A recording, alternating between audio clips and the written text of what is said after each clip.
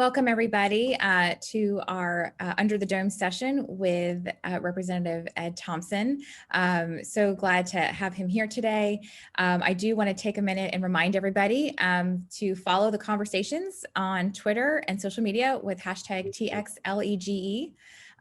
That's the best way to stay on top of everything that's going on. Daily for session. I want to thank our sponsors for the series. They are the Goodman Corporation, HNTB, EHRA, and we have added Memorial Hermann. And so we are so grateful for their sponsorship.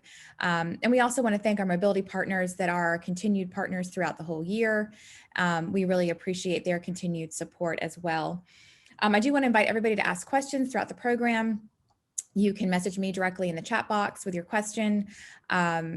The last couple of sessions, we've had some really great questions where people have asked themselves. And so I do prefer that. So not everybody wants to hear me talking all the time and asking all the questions. So with that, we are honored again to have Representative Ed Thompson on.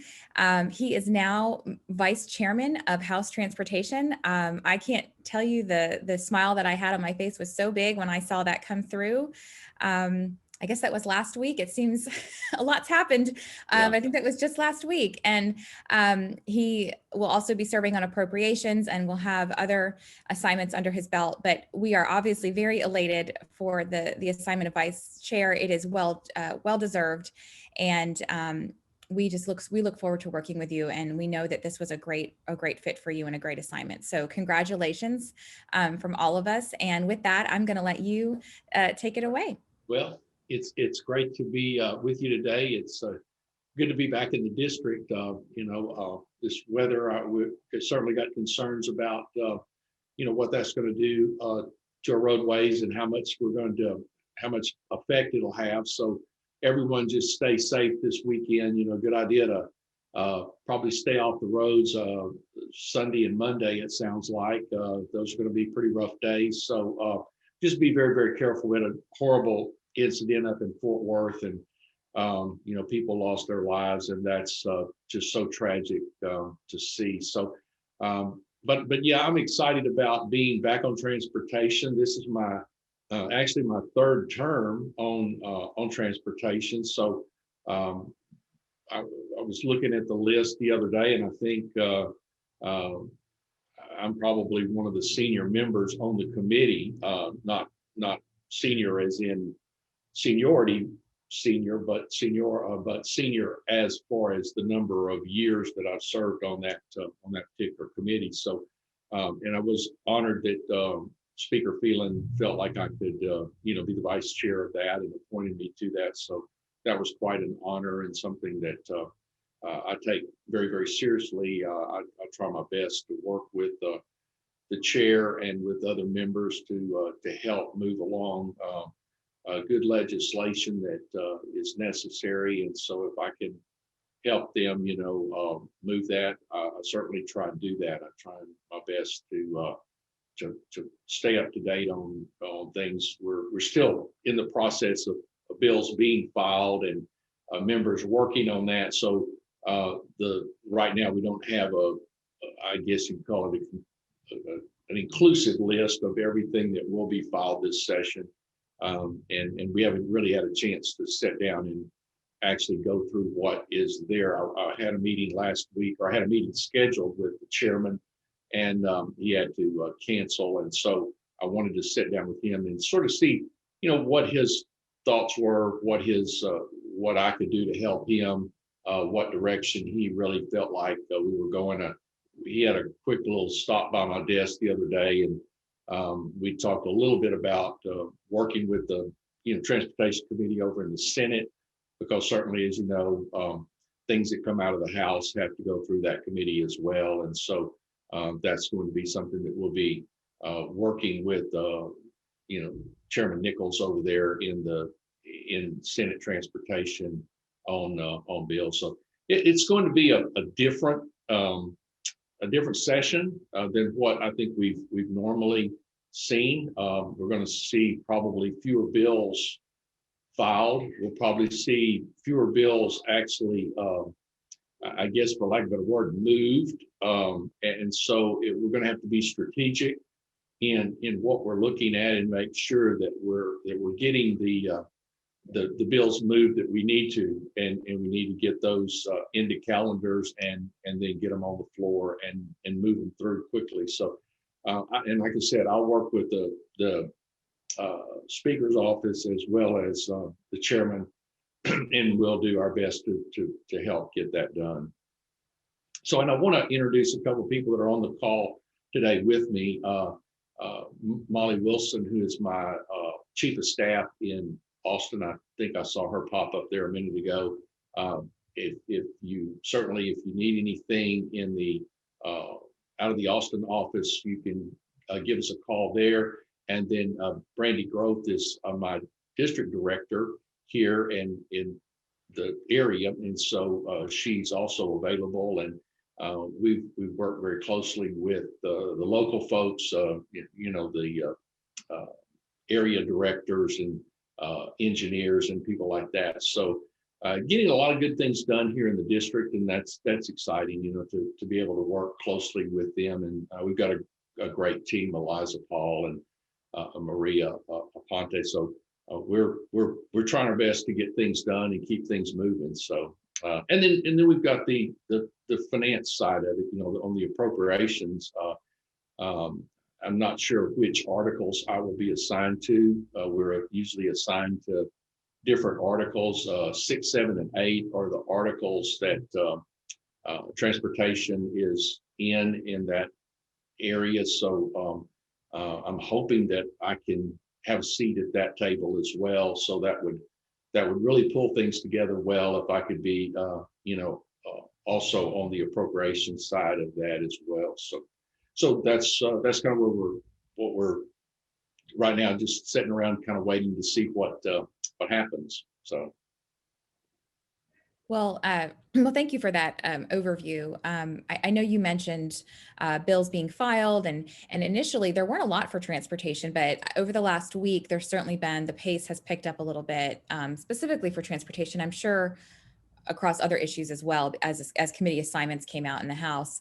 Can you talk a little bit about, I know there's some bills that you've introduced yourself related to tolls. Can you talk about that legislation and just give us kind of an overview? Yeah, we had this bill last session and actually, moved it. What we're trying to do, there's some situations where we have toll operators that you have a continuous roadway, and the one I'm concerned about is 288.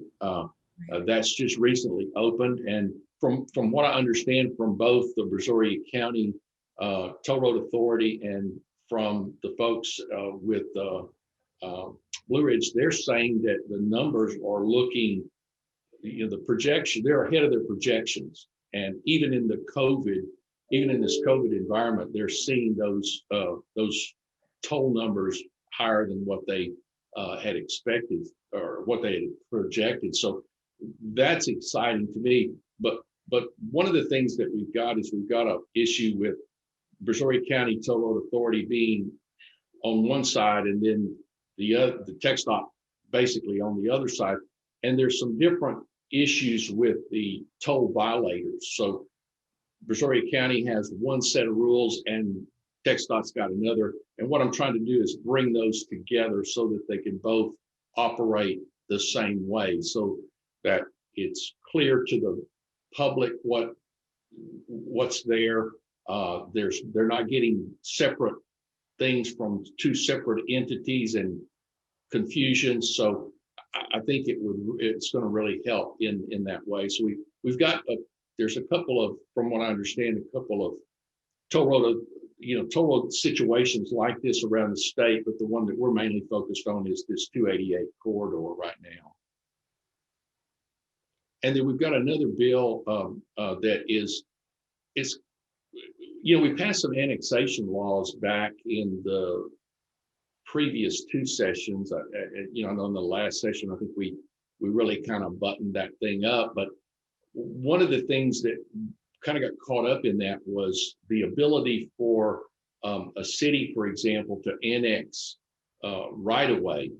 TxDOT feels like that they don't have the ability to allow that now. So what this piece of legislation would do is that it would actually give those cities the opportunity to annex that. Right now on that stretch of 288 that goes through that Iowa Colony area, there's some question over who's responsible, whether it's DPS or the city or the county. And so what we're trying to do there too is trying to make that a little bit clearer for everyone, and to bring that into compliance with what we've done in the past, really what was always kind of an accepted practice. And this also affects some other areas around the state as well. But it came up in our discussions with Iowa Colony, as they were, as many of you know, that area out there is growing with the 288 corridor, and so we want to be able to address that now. So, and just for reference, for those that are on the call, that's HB 545 is the one dealing with the annexation issues, and then HB 1116 is the other one related to the tolling lane. So, I'm curious too. Is there an effort to do a companion bill in the Senate for both of those, or for either of those? Yeah, I think Larry Taylor. I haven't been able to visit with Senator Taylor, but I know the city manager over at Iowa Colony had reached out to Senator Taylor, and then there's been some discussion about a Senate companion over in the Senate, and I'm not sure who's going to do that. I think Carol Alvarado had it last time over there, so we're working with her office right now and talking to her, but I don't think we've got that completely buttoned up right yet. So Okay. it's always well, and it's my understanding too that the bulk of the committee work is not. March is yeah March at the early.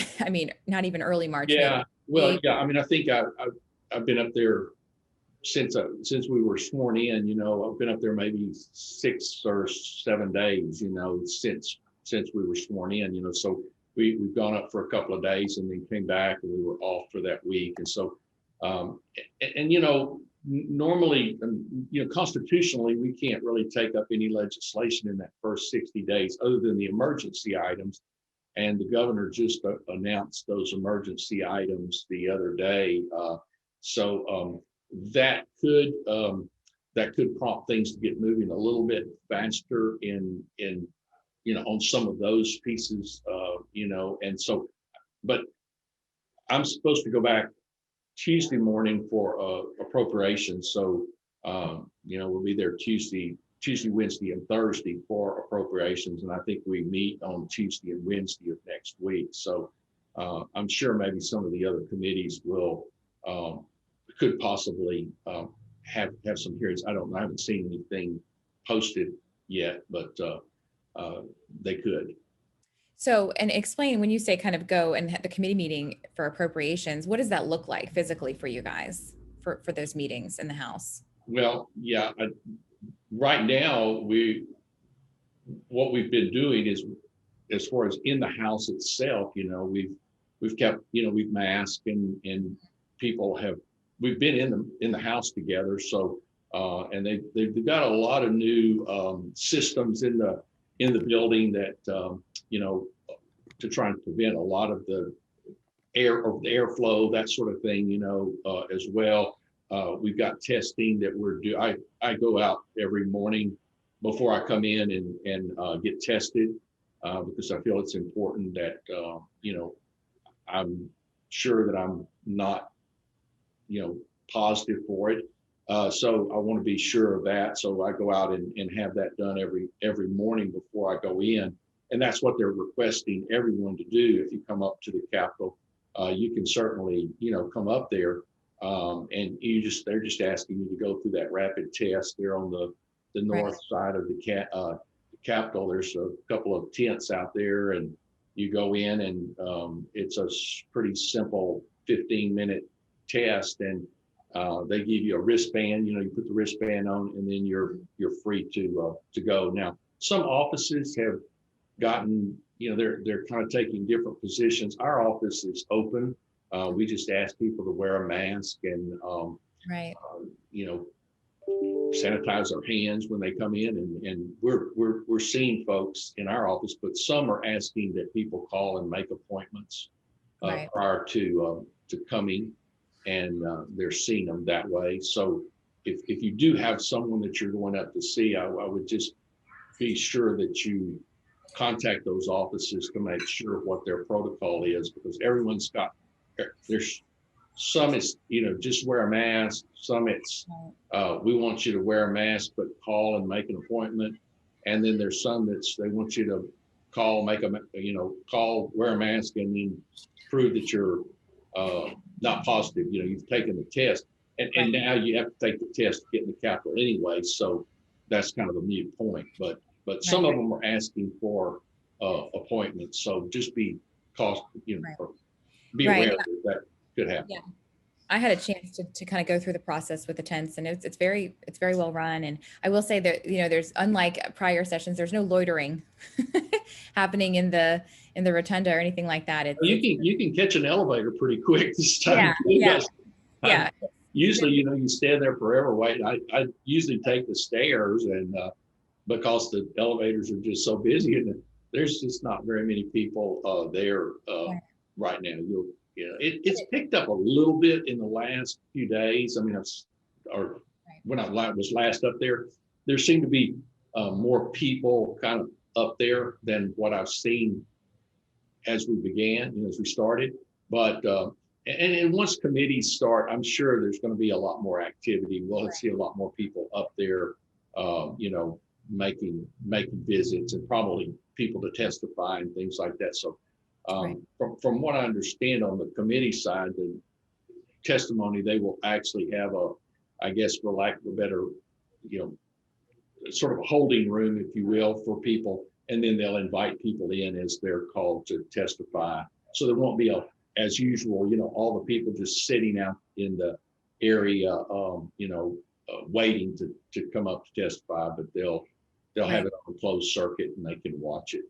And so, and then they've also given us the opportunity where it doesn't require everyone. Once we make quorum, then you can pretty much go and watch it on your laptop and that sort of thing. Go back to your office if you wish, if you don't want to be there physically. So, no, that gives us a sense. I think that's kind of what, is it a hybrid model? Is it are the committee hearings kind of happening as they would normally, as far as the committee members? And so, I'm sure, I mean, I don't know. I'm not speaking certainly for every member. I know some members have a different take on this than I do. I mean, I feel very, I feel very safe in the environment up there. I mean, I feel like they have done House Administration and Preservation Board, and everyone has just done the DPS. I mean, it's just throughout the whole. They've just really done, I think, a good job of preparing for this, and I feel very comfortable. But yeah, I mean, it was a really well-oiled machine when I was up there. So I was super. I hope that members will feel like I do, and that we'll be able to. Because I just think there's, in those committee meetings, I think it's just very important that we're there and we listen to what people have to say. I'm not speaking again for everyone. I just feel I've always taken that committee work very, very seriously, because that's really where a lot of the work gets done, or the work does get done. It's not a matter of most of the work does get done in those committees. And it's very important that we do a good job of vetting and talking about these pieces of legislation and making sure that, when we send one out of our committee, it's been worked. Right. Well, I know there's lots of questions waiting, so we're gonna jump to that. But thank you I mean, it's really helpful to get a visual for kind of how things are going to run per session. And I think every week, every month, right, we get a little bit. We get okay, we got it. Now we can try this, and so I think really appreciate that. Yeah, I think I think everyone, and again, I can't speak for all 150 members, but I do think that more people are feeling more comfortable as we're progressing through this and moving through this. And I think that's what, you know, I'm hoping that when we get to that mid-March, early April, you know, everyone's going to feel a whole lot more comfortable. Yeah. So we've got some common questions, and I don't know if they needed, they all kind of ask the same question. So if they do get out, who gets to ask the question, but I don't know if Mayor Zimmerman gets the seniority ranking, but there was some questions about Grand Parkway. So Mayor Zimmerman, are you on still? I am. Representative Thompson, first, thank you for your service. I was just curious on, you know, there's been a lot of discussion on HGAC, and we're pushing this segment B and C. TxDOT did a rate study on B. Of course, it said more or less that it didn't make sense without C. Fort Bend County Toll Road Authority's got a little work to do on the alignment, but once that clears, we could have more or less what we need for a go-ahead to start working on that. It's critical for the region, I think, for evacuation and for freight, as you well know. So your thoughts? Well, yeah, I agree with you. And I think the other part of this is evacuation from a standpoint of being able to get people in a situation where we might have a storm. We can get people from that southern part of Galveston County, you know, out of that harm's way without it all being on I-45 or 146 or people trying to find ways to get out of there. So I think it's critical from a standpoint, you know, but my argument, my thought has always been that, you know, roads are economic development tools as well. And we have to do, we're in situations where we have to look for ways to get those projects done. I know there's been some question over primacy, you know, and how that's going to work. And I think the TxDOT's got some questions about that, but I think we'll work through those sorts of things. But it's something we're definitely having conversations with TxDOT about in trying to move that project along. Okay, well, we absolutely appreciate your support. Eliza and Commissioner Ryan have been very supportive too. So, right. And I think another one that has a lot of impact, you know, is that 36A is another one that, you know, is another similar type project. It's not a toll project, but it's another one. It's not in my district.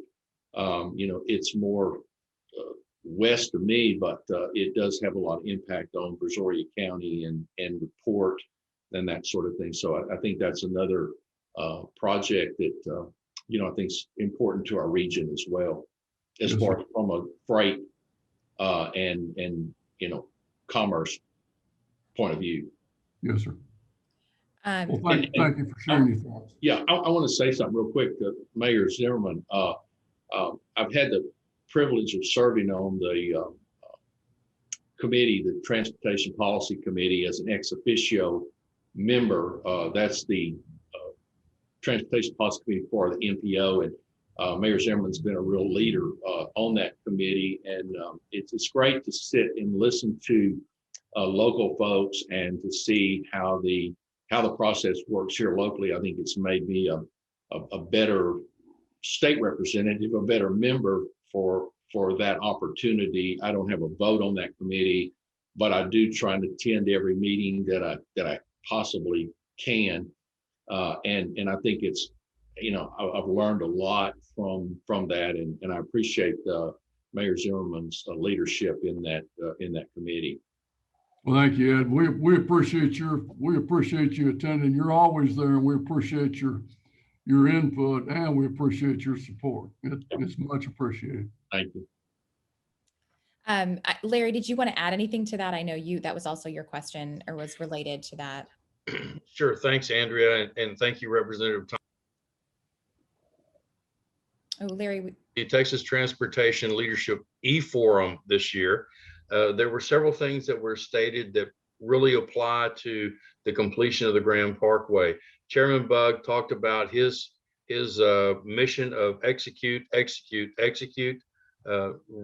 Commissioner Laura Ryan talked about safety, and she continues to talk about that. Commissioner Alvin New talked about freight and freight movement, goes with Mayor Zimmerman's point to that 36A and moving freight in and around. And they all talked about equitable usage. And so I think the thing at the leadership level, and thank you for being vice chair of that this year, this session, is that have that conversation about how we already have the contracts in place. We already have the agreements in place. So if you could speak to that about between the Harris County, surrounding counties, and TxDOT to complete these segments. Well, yeah, it's a funding issue always. I mean, we've got a number of very large projects here in the Houston region that TxDOT is working on. One of them, you know, is the North or I-45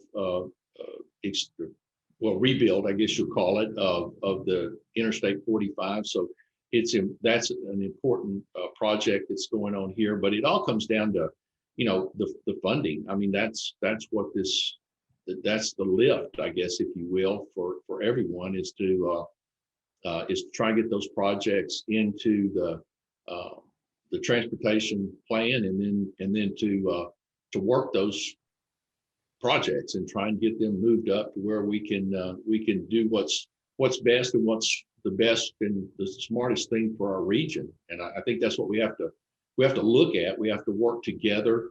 I think we can't look at this from a standpoint of, well, what's good for me and mine.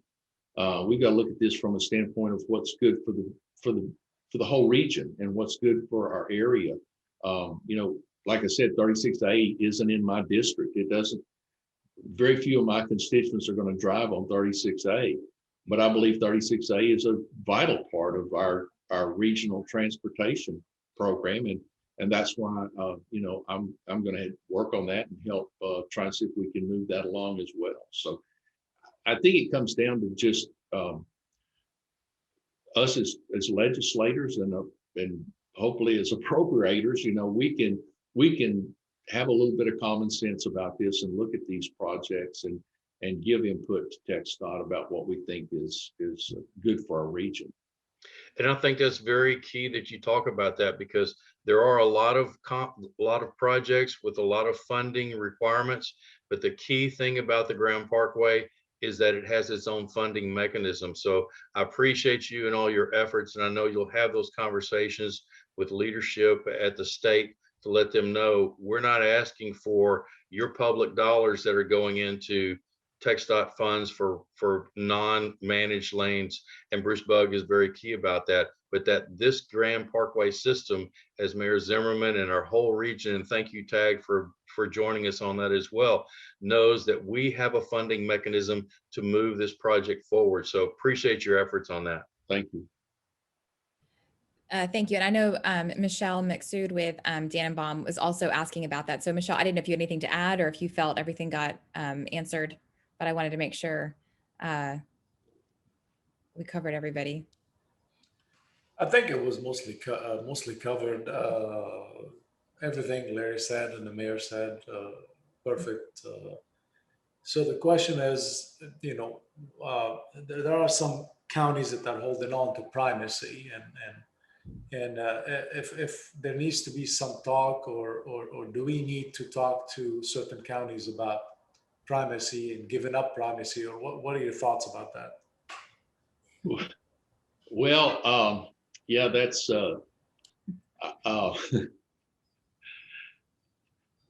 I served on city council.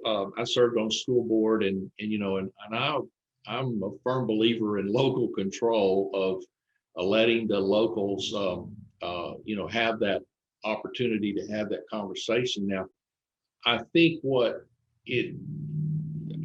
people need to sit down together across the table and be, you know, pragmatic about this. I mean, you know, just because you want something or you think something ought to be done,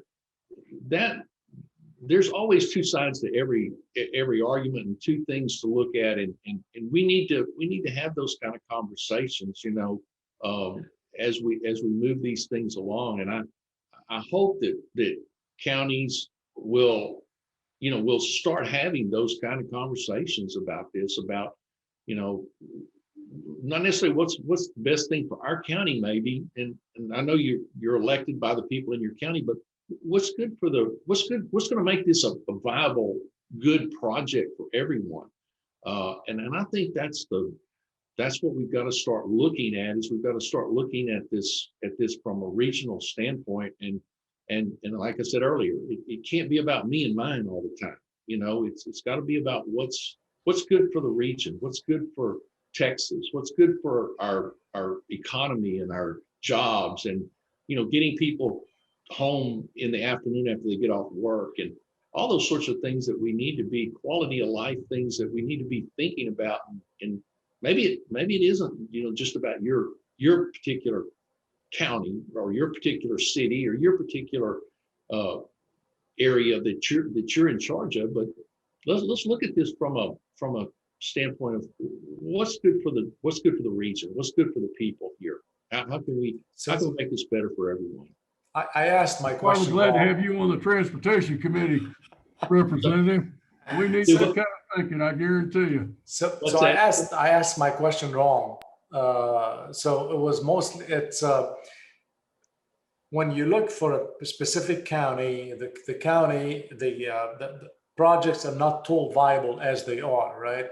Okay. But then that means it's really, the county can't really do it because it's not toll viable until they put their own unless they put their own resources in there. So Yeah. I think it behooves us as a group, and I wasn't specifically talking, I think as a group, we need to be talking to the counties about, okay, if you can't do the project, why not let somebody else do the project? Yeah. Well, that comes down to that conversation, sitting down and having that conversation as a group. And I think that certainly there's a lot of, through this transportation policy committee, through the NPO, there's a lot of opportunities for those kind of conversations to be had. Now, people have to come in there with an open mind, and they have to sit down and look at this. But yeah, I think it's important that when we see something that's going to make a project viable or not viable, then let's start having that conversation to move it to a point to where if it's key and if it's part of a project that's necessary for like I said earlier, the good of the group, then let's have that conversation and try and move that conversation along to where we can get those things cleared up and move on. Thank you. That's great discussion. We appreciate all of the thoughts and the questions and the back and forth, because I love that other issues kind of come up in these discussions too that we need to think about. It's a great segue, I think, to talk about an issue that we've discussed in some of our other sessions and under the Dome sessions, particularly with Representative Julie Johnson, who I know you sit on appropriations with as well. She is looking at filing legislation related to exempting transit agencies from the sales tax cap, right? So a very specific targeted exemption. And I'm going to let Barry Goodman give a very brief overview of what that means and how it's related to the conversation that we were just having, really giving some of that local control conversation for funding. I think he's trying to unmute. Let me see here. I can ask you to unmute. There we go. Good. Okay.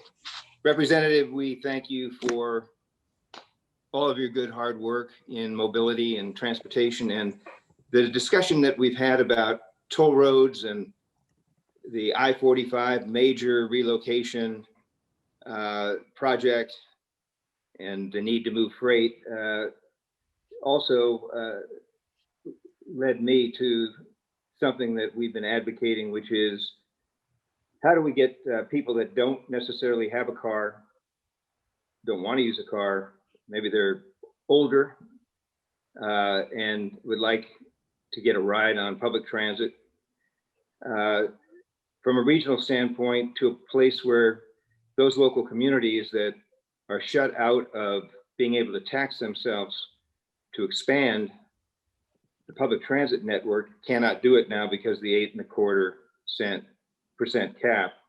And so we've tossed around in our discussions the idea of exempting transit sales tax from the cap. There are 10 systems in the state of Texas in large urbanized areas that impose from a quarter to a 1% sales tax to support their transit program. And those funds are used to match other state and federal funds.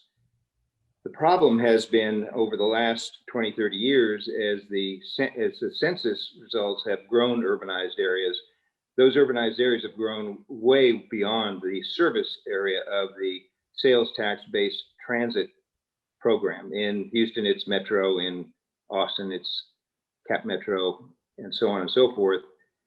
And so I work with a lot of clients around the state, but particularly in the Houston-Galveston region, who would like to find a good revenue stream to support increased public transit. The sales tax always comes up as the most logical one from some perspectives, but we are shut out right now, as most areas in the state, of even voting to tax themselves. So if we exempted transit sales tax from the cap, then these communities, Brazoria County, Galveston, Montgomery, Fort Bend, et cetera, could actually have votes to impose a tax up to 1% and enable them to join the Metro program on an even basis. And so that's something that we'd like you to consider. Okay. Yeah, we've had a conversation with Representative Johnson's office, and she is still, workshopping that piece of legislation, from what I understand. And so I don't think they've got anything formally drafted yet, or maybe it's in drafting. I don't know if it's over at Ledge Council or not. At the conversation we had with her, we'd asked her if she had a one pager, which meant, kind of a synopsis of what the bill did and that sort of thing. And she said they did not have that yet. So it kind of leads me to believe that there's still some work, being done on that. So certainly that conversation comes up in many of our, or it has when I've been on the committee before, when it comes to public transportation. It's really, when you look at Texas and you look at the differences that representatives, again, have in different areas, it's amazing to me to see just how big and how diverse this state is. Having public transportation conversations, with some of the representatives that represent, counties that I was looking at. My father was born in Throckmorton County, and there's 1,212 people over the age of 18 in Throckmorton County.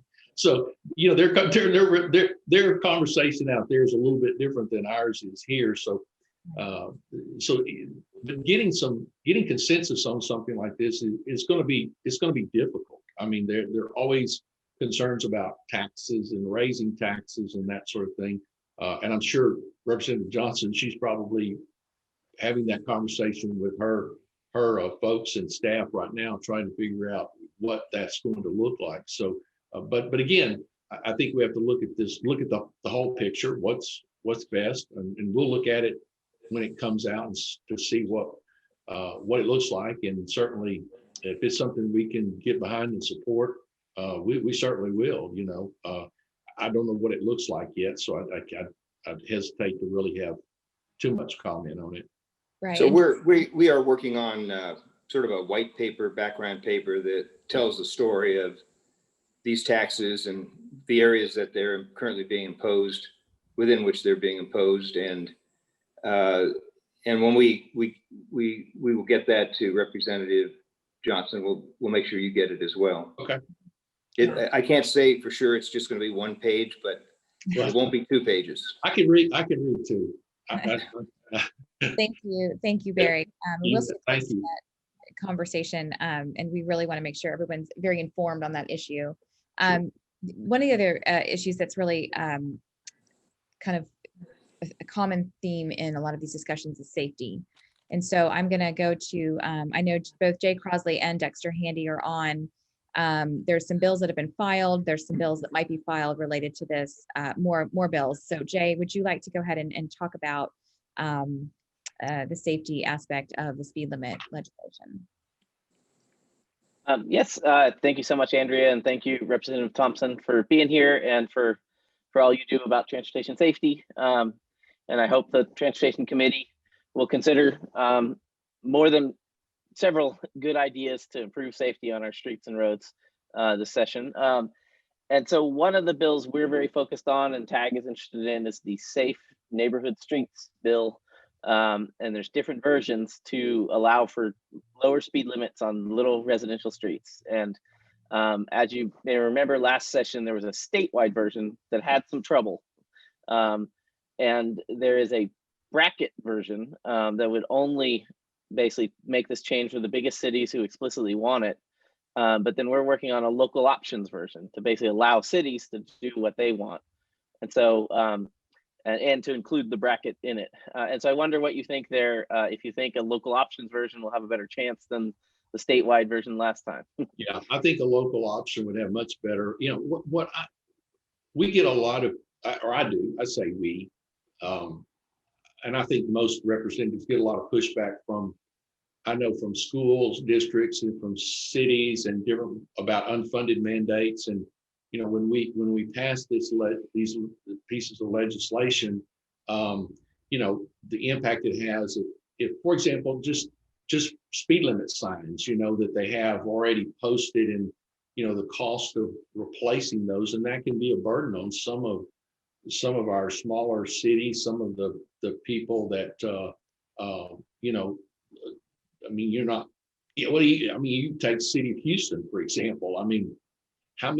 How much money are you going to have to spend in order to make that change? So those are sorts of things that I try and look at and had that conversation. I think Celia Israel had this bill last session, if I remember correctly, and Celia and I had a long conversation about this, and I kept trying to talk to her about the cost of it, and as a state, we're not going to reimburse the cities for that cost, and that's an issue that we heard a lot from some of the cities. So, but again, going back to the local option of it, I think that's if a city if it's a may instead of a shall, then that puts the city in a situation where they can make that decision.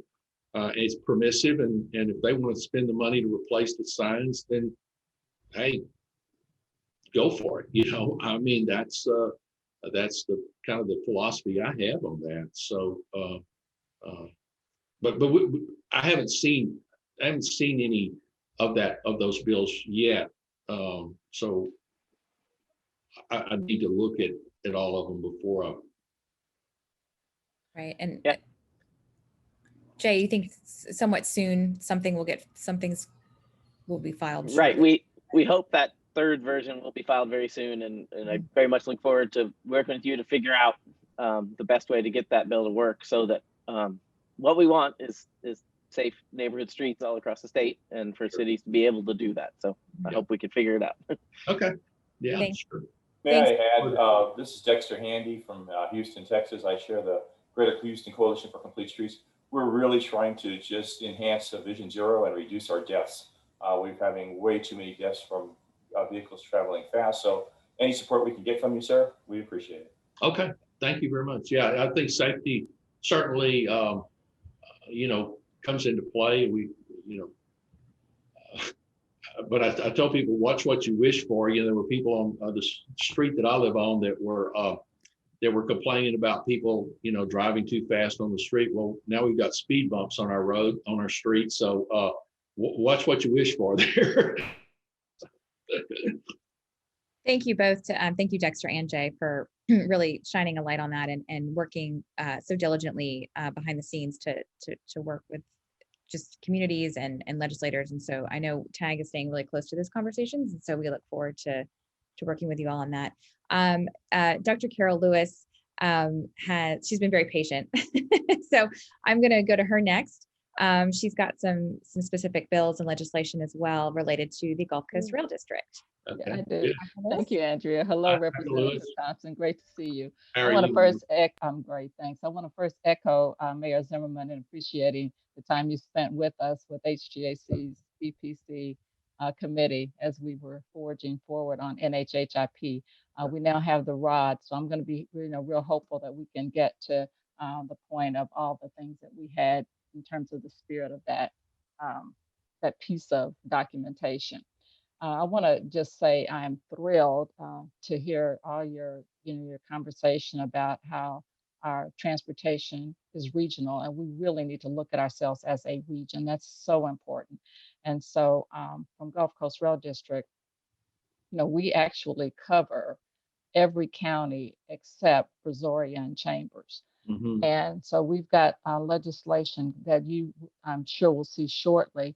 A couple bills coming forward. One, to hold Centerpoint harmless if we were to use any of their right of way for transportation purposes. Yeah. And then the second Rick one, Miller had a bill a couple of sessions ago where there were some hiking bike and I remember him carrying, I think it was the last bill that got passed that legislative session. It was the last one we heard, and it held them harmless in that case. So yes, this would be just sort of maybe an add-on to that.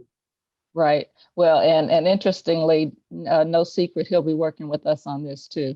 Oh, So you'll probably see him in that regard. okay. The second one that we have is that right now, Gulf Coast Rail District's enabling legislation allows us to do commuter rail. We've got a bill coming that would broaden our nomenclature to include bus rapid transit and other high technologies, even automation coming forward. So that would be the second piece that we've got coming forward. So, just looking real forward to that, because that'll help us a lot as a region to link into Metro if we can at least kind of change our technologies and get us some right of way. The other thing, I'm about to change subjects now, that I would just kind of give food for thought as we talk about, the local option and why small urbans and towns might not be so interested. Now, when we were up there last session talking about fee for electric vehicles and same kind of thing, getting sort of small urbans and towns interested. One of the things that I mentioned that seemed to help ears to perk up is that if those localities could use that money for shared rides to get their seniors into doctor's appointments, even that would be helpful for them, because a lot of those folks right now, if they need to get to the nearest town to see a specialty physician, they don't have any way to do that. And we actually Rick Miller did this too. The last legislative session allowed Uber and Lyft to be used for the purpose of healthcare trips. Right. So if people think in terms of not just the local option, being for big urbans, but also an opportunity for the kinds of trips that some folks in these rural areas need to make, it would kind of maybe help our thinking a bit. Okay. Yeah, I remember that. I think, in fact, I think Speaker Phelan actually carried a bill that actually opened that up to where people could use that, the Medicaid patients and things like that. Exactly. Exactly. I mean, I think a common sense approach to this, is what we need to take, and I think the legislature has done that, in the past. So we'll continue to have those conversations for sure, because it is important that our senior folks get to sign one of them now. So Right. Me too. be sure somebody comes picks me up. Gives me a ride when I need one.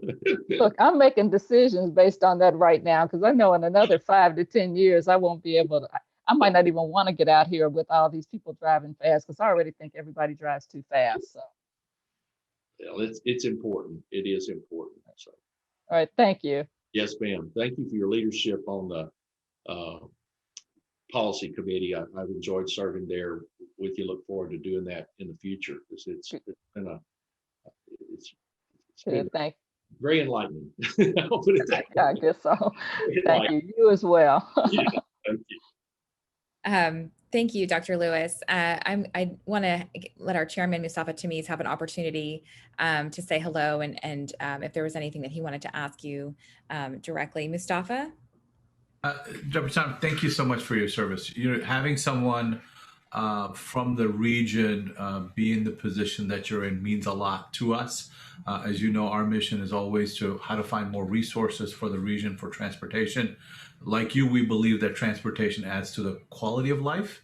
And it also, you know, we've talked about safety, but what we're trying to do, you know, near Galveston County and the evacuation route, that is also a safety conversation. The safety conversation is much bigger in Texas when it comes to roads, and your leadership on all of those things is very valuable. So I just wanted to say thank you for everything that you do, and we hope to continue to partner with you.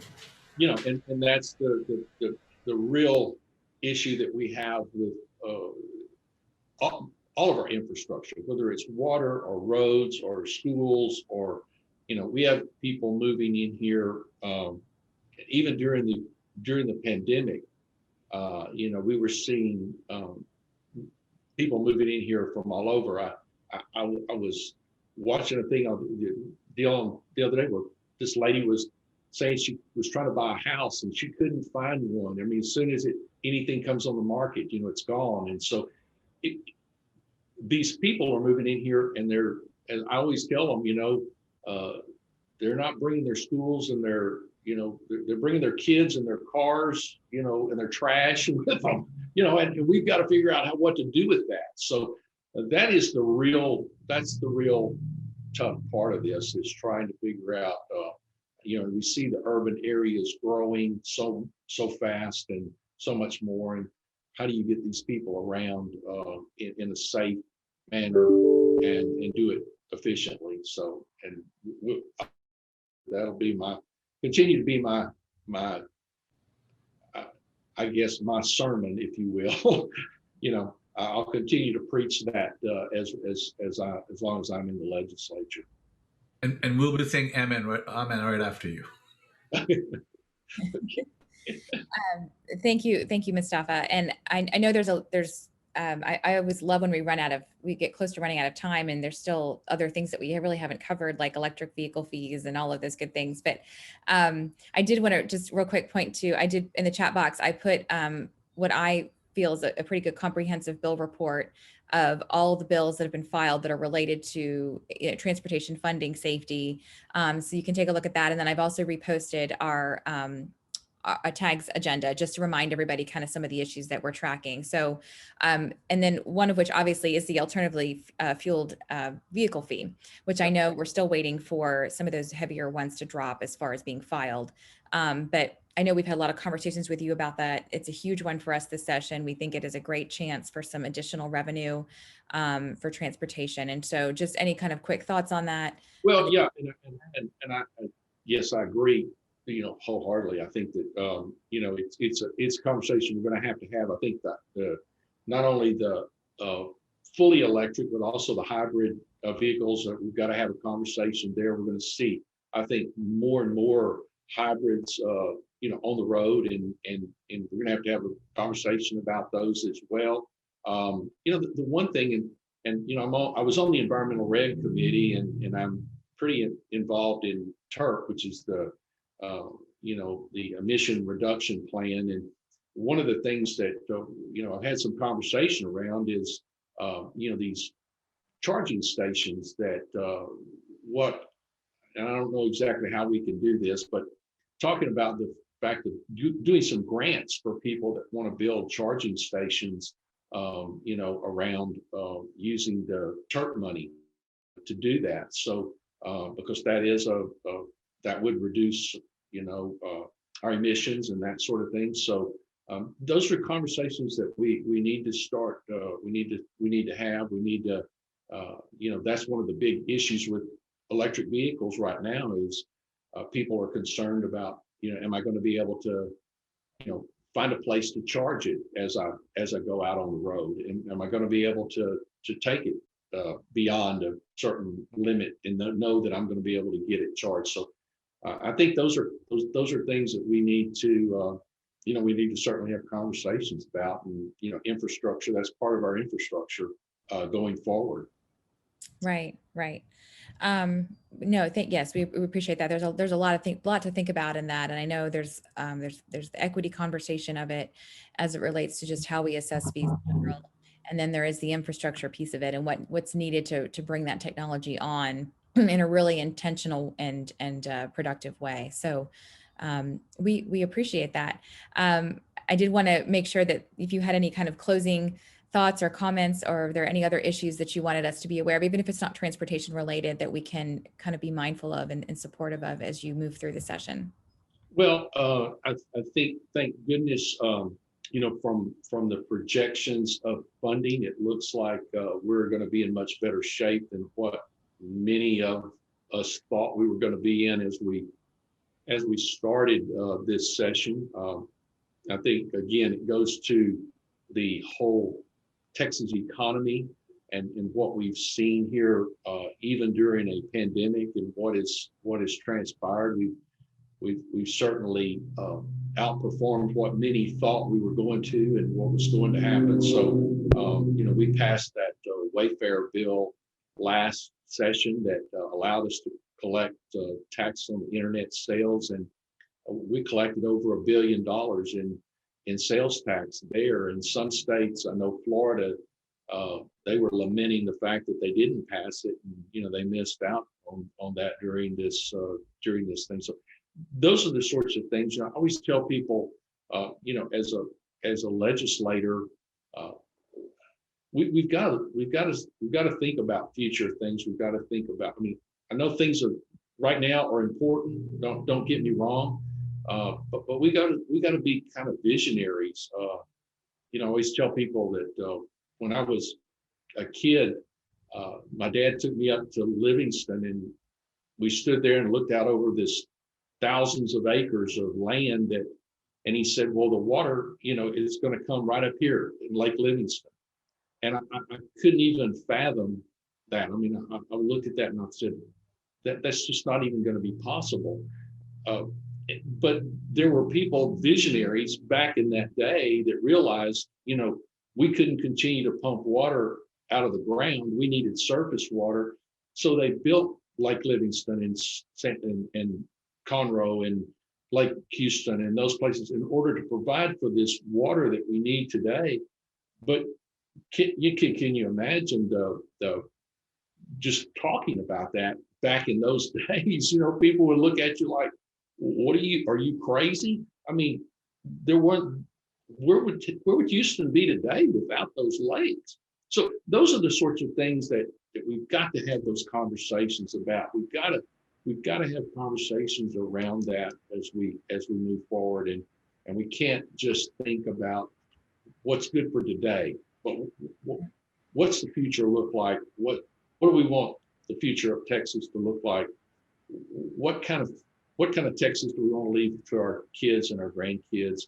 And I think that's important as a legislator to have those sorts of conversations as we move along. And so, I don't know what's going to come out of this session, to be honest with you. A lot of people have said it's going to be somewhat limited. Some people think that instead of us meeting every 2 years for 140 days, we ought to meet for 2 days every 140 years. So sometimes they think we're better, they're better off when we're not there. So, but we have some work to do. We have some things we need to get done. We have some work to do. So we'll do that. And I'm very excited about the leadership in the House and the direction that seems to be going. So we're just going to continue to work hard and do our best, and try to do what's right. And that's all I know to be able to do. Well, we appreciate all that you do. And again, congratulations on the role of Vice Chair of Transportation. We're very excited. We look forward to continued conversations and really supporting you, providing you with information as you need it, really connecting you to other conversations and other legislators as things get filed. And we appreciate your time today. And I will say this, I tell people all the time, I don't know what I don't know. right. And so if you don't tell me, or somebody doesn't tell me, or somebody doesn't make me aware of something, I don't know what I don't know.